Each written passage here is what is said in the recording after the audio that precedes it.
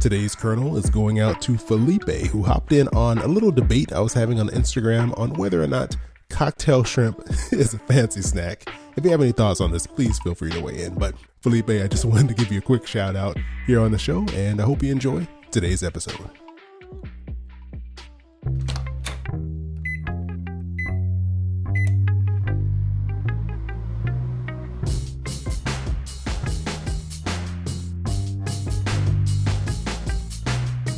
Hey, this is Chris. Hope you're doing well, and welcome to Popcorn Finance, the show where we discuss finance and about the time it takes to make a bag of popcorn.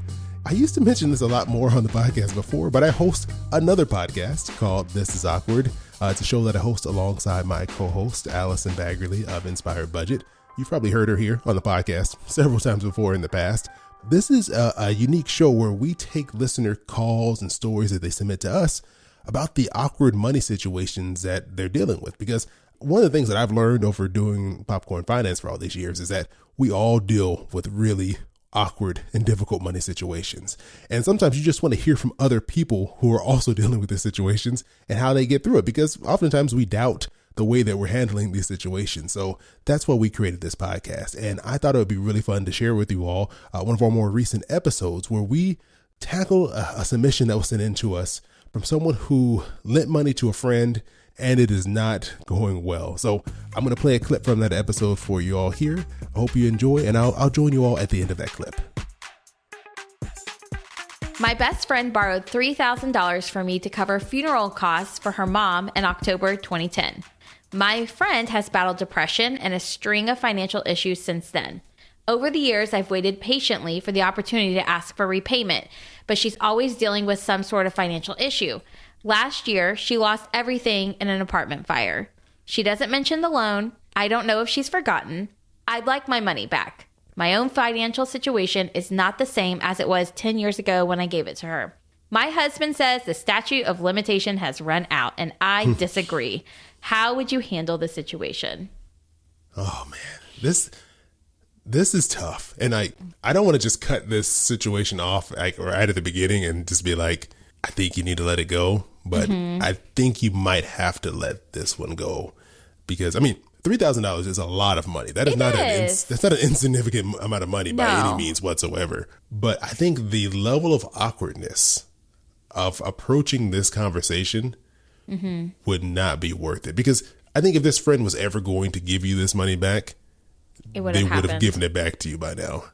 Yeah. And, you know, my heart, I'm a 2. So I don't know if you follow Enneagram, Chris, at all. I was gonna say, don't be so mean to yourself. Calling What?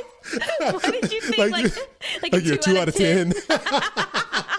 You're like, Allison, you're at least a solid 4. Come on, give yourself some credit. In the right light, Allison, at least a 4. Oh, be quiet. You're such a jerk. No, okay, so I'm a 2 on the Enneagram. So I'm the helper, right? I would immediately want to help, and I don't necessarily ask for help back, or I don't ask for anything in return. So for me, I'm like, oh my gosh, I would ask for the money back, because I'm thinking, what is the purpose that you gave this money for? You did not give her this money to go on this crazy, unique, amazing trip. You didn't give her this money to, invest in something that was really stupid. It was for her mom's funeral. Yeah. And so that right there, like, number one, funeral costs are like wildly expensive. They are. And unfortunately, not everyone is prepared. When they die, sometimes we leave our family in a tough situation where the funeral costs, people are going into debt to cover funeral costs. But it just sounds like this friend has had a tough go about in the past 11 years. However, I don't necessarily think that's like we should automatically say, oh, poor this person. I don't want to like enable this person, like this codependency. We don't need this codependency. So I would say number one, create boundaries that maybe we don't loan money to her again. And then also the person that wrote in she wants the money back. Yeah. So I think right now, like, make a decision. Are you going to ask for it back, or are you going to let it go? Like, choose one and pick a path and go with it. Yeah. And as the thing, like what you're saying about the fact that you got to just pick your path with this one. And it was for something difficult. Like this, when someone's dealing with trauma like that, like a funeral, someone, a death in the family, your mind's not in the right place. Yeah. It may have just completely slipped her mind that this even happened because she was thinking about so many other things. Yeah. And I mean, I'm giving her the benefit of the doubt. Maybe she does remember. She just was never going to pay it back to you. I mean, that's also a possibility. But you're right. You have to just, you have to make the decision. Are you going to hold on to this and continue to hold a grudge against this person for this amount over all these years? Or are you just going to say, like you said, this is just not a person I would lend money to again, but I'm not going to let this, I'm not going to let this hang over our relationship going forward. Well, and also just hang over her own heart. I mean, because when you hold on to something like this, it is taking up valuable space in your mind as a person, who, negative space in your mind, which could be filled with positive things. So I think definitely making a decision and creating those boundaries would be good. Also, I'm looking back at what she said, and she said, I let, my best friend borrowed it from me. I'm wondering also if maybe the terms weren't very clear, right? Maybe the best friend, I mean, with communication, and especially when you're going through, like you said, grief and a hard time, the communication has to be very clear. Yeah. So she could have seen it as a gift, flat out, if the communication wasn't clear. So, I mean, that also can cause some of the problems whenever the communication is not clear. No, that's 100% possible, because I can simply be 100% possible. That's a weird thing to put together. That is possible. That's a very strong possibility that happened, because I'm very anti-confrontational. I'm not very direct, and for a lot of things, I'm trying to get better about being more direct. But it's not like you're going to say, you are trying to be more direct. No, I was going to say, except when you give me a number on a scale of 1 to 10. You gave yourself that number. I was just trying to help you out. I was like, oh, that's kind of mean. No. But because of my lack of directness, what ends up happening is when I'm talking to someone, especially if it would involve money, or like talking through details that I wasn't comfortable about or talking about, I would be very vague to try to not hurt that person's feelings or not to seem like I was being too mean. And in my vagueness, I caused a lot of misunderstanding where we weren't even talking about the same thing anymore. Like they thought it was one thing, I thought it was something else. And that's just because I was giving barely any details, trying to not make things weird. Is that something you're working on? I am. I'm trying to be more direct, because I'm like, the more I beat around the bush, I feel like that's like a problematic thing to say. I don't know why. I don't even know what that means. I feel like there's some like hidden meaning behind beat around the bush that I don't understand. We're going to Google that. We're going to Google that when we're done recording, because that's an old saying there. It is. I don't feel like anyone's saying that anymore. But the more I tried to be indirect to try to avoid weirdness, the more confusing I was being. And the more room there was for like misunderstanding and misinterpretation, where the two of us were thinking two completely different things. So there's a possibility, we don't know, that an anonymous writer, that maybe she was being like, she thought she was being clear and saying this is a loan, but maybe the other person took it as, oh, thank you for this support and help, this gift to help in this time of grief. And you guys are just missing each other completely. Yeah. And I think that's where we find ourselves in a lot of awkward money situations. It usually comes down to a miscommunication.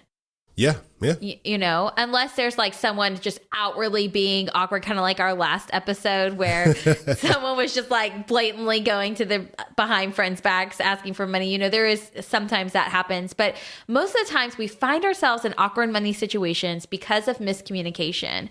And because money is taboo to talk about, people don't want to discuss it, and it makes them uncomfortable. Yeah. But I did have a question for you. So on this, we're talking about borrowing money.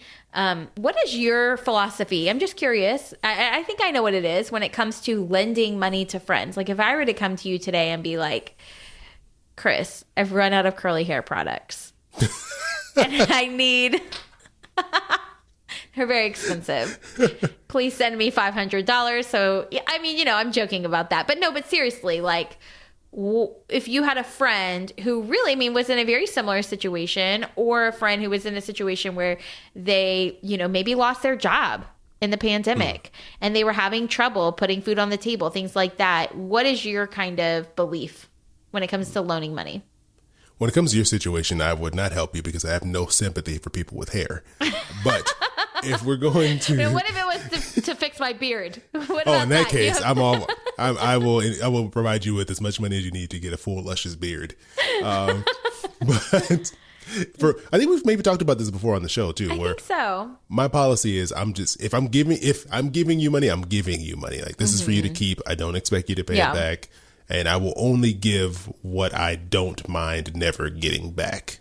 Because I don't want to be becoming like a loan shark and like tracking you down like, hey, where's that money I gave you? I don't want to be in that position because I can't handle that awkwardness of dealing with the situation. So yeah, for me, it has to be a gift.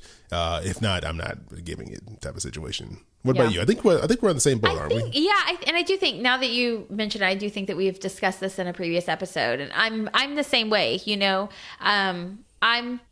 I'm a 2 on the Enneagram, not a 2 in my anything else.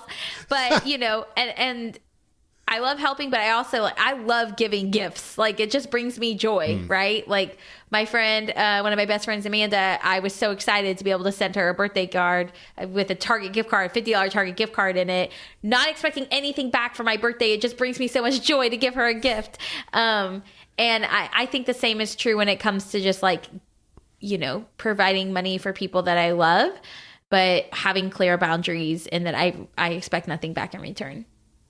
Yeah. I think that's the safest bet for you as the giver or the, I guess, loaner in this situation, to be a giver instead if you can.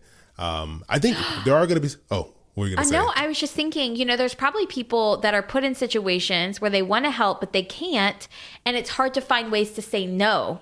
How do you say no? You know, you could be put in a situation where financially you want to offer someone $3,000, but you just literally can't do it. And having the words to say no when someone is going through a really hard time, and maybe you're just going through an average hard time. Doesn't that make sense, right? Yeah. I was just going to having the boundaries and the words to say no can be difficult. It can be. Because, I was just going to say, there probably are going to be situations where there's someone you know who is in need and you really want to help them and you can't. Yeah. I think you just can't put the pressure on yourself to need to be the solution to someone's problem that you can't fix. Oh, I love that. Ooh, and I felt like I planned that, didn't it? I can't really repeat it. I don't remember what I just said, but it was something about being a solution or not being a solution. It was beautiful. You can't be the solution to a person's problem that you can't fix. Yes, I love it. And it's not your job to fix other people's problems. But I love that because I think so often we put ourselves in like this hero mentality. And, you know, we don't all have to be heroes. Like that doesn't need to be what our life is about. So, yeah, I mean, like if say we're in this situation, because I think from our anonymous writer, they wrote that at that time they were able to give the money, but now they're not in as strong of a financial position. But let's just say that in this situation, the person was not in a position to give this money, because I mean, if she wants it back, maybe she was able to give it, but she really wasn't in that strong of a position. Right. She didn't have to, go into debt, but she really could have still used that money, having like an emergency fund or whatever, exactly, something like that. In that situation, maybe you could be the person to help them find ways to cover the costs. Like maybe you can help them set up a GoFundMe, or you can help them in the process of like selling stuff around the house to raise funds, like to do other things that doesn't put you in the awkward and tough position of giving money that you ultimately want back. Yeah, exactly. Oh, I think that's a really great way. I have nothing left to say. Usually you're the one that says that. I know. I think it's great. I think that not allowing the codependency and having clear and strong boundaries and great communication will not ultimately keep you from maybe experiencing these types of awkward situations, but will help you navigate them better. That is what we do over on This Is Awkward, and we would love to have you come join us. So I put a link to the podcast in the show notes, or you can just search for This Is Awkward on the app that you're listening to this podcast on right now. We put out episodes twice a month on the first and third Wednesday of every month. So go in, subscribe, and then you'll get a little notification whenever we put out our next episode. And if you'd like to submit your awkward story for a future episode, you can give us a call over at 707-200-8259. Or you can send us a DM on Instagram. Just look for This Is Awkward Podcast. And don't worry, we keep all of our submissions anonymous. Unless you want us to say your name, we can, but we by default keep everyone anonymous just in case that person that you're having this issue with might be listening to that episode. As always, I appreciate you joining me here for, I guess, a slightly awkward bag of popcorn. I hope you have an amazing rest of your week, and I'll talk to you soon.